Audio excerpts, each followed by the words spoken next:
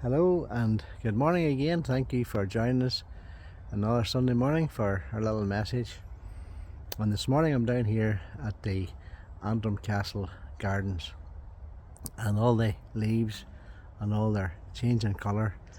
It's really beautiful, and as you can see, the beech hedge and this beautiful, what a lovely display here in the gardens. Really beautiful.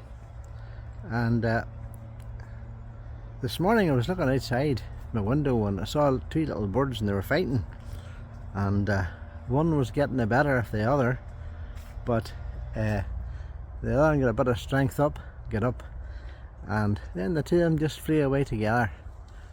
But you know, as I was thinking about this here, I was thinking about the birds. There's many birds. There's a number of birds that are mentioned by name in the Bible, and with different references also to wings. And that's this next week or two.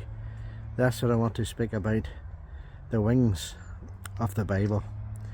And in Proverbs chapter 23 and verse 5, you know, in this verse we're told that the richest take to themselves wings and fly away.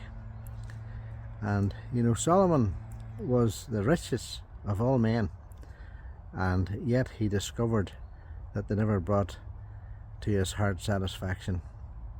You know, many times you read of those who perhaps they won the lottery and they wish they'd never have seen it, because it has brought them nothing but misery.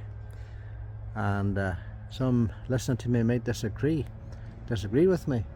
And yes, there's a certain there's pleasure, and money can get you plenty of pleasure, but yes, Solomon learned that money, yes, and treasures, it doesn't bring satisfaction. And we're also reminded in 1 Timothy 6 and 10 that the love of money is the root of all evil. And you know, someone has aptly said that money talks, but it only says one word: goodbye. How necessary it is for us, therefore, to have something which cannot fly away.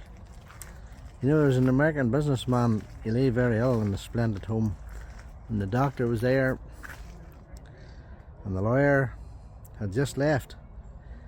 And whenever he was heard to have said, "What a fool I've been. I've built up a wonderful business. I've made lots of money, but I shall be a pauper forever." He had lived only for money, and now it was flying away. You know, sometimes God delivers us.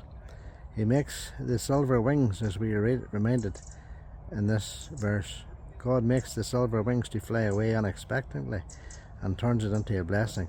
Whenever we go over to Luke's Gospel chapter 15 verse 11, we read the story there of the prodigal son. A man who had a bag of gold, he went into a far country to enjoy his father's money. While it lasted, he never thought of home, or of those at home, or he never even thought of his sins. Only when the money had all flown away did he really begin to think wisely. I would say it was only whenever the prodigal went home, and whenever he was forgiven and restored to his home again, you know, he'd always be glad at that time when his money had flown away. You know, sometimes the silver wings fly away with all its ill-gotten gain almost at once. And you know, dear friend, today I wonder what you value most in life. Do you value the pleasures of the world? Do you value money? And you know, it only lasts for a little time, and then it vanishes away. But what I have will last me forever and ever in God's eternity. I thank God for a moment in my life when I put my trust in the Lord Jesus Christ. When I realised the most important thing in life wasn't money, but it was my soul salvation. And my prayer is today that you will value your soul. We're also reminded in Mark's Gospel, chapter 6 and verse 38, I think it is. For what shall it profit a man if he shall gain the whole world and lose his own soul? Dear friend, the most important thing is your soul's salvation. You know, as that verse in Proverbs chapter 23 and verse 5 tells us, you know, the righteous take to themselves wings and fly away.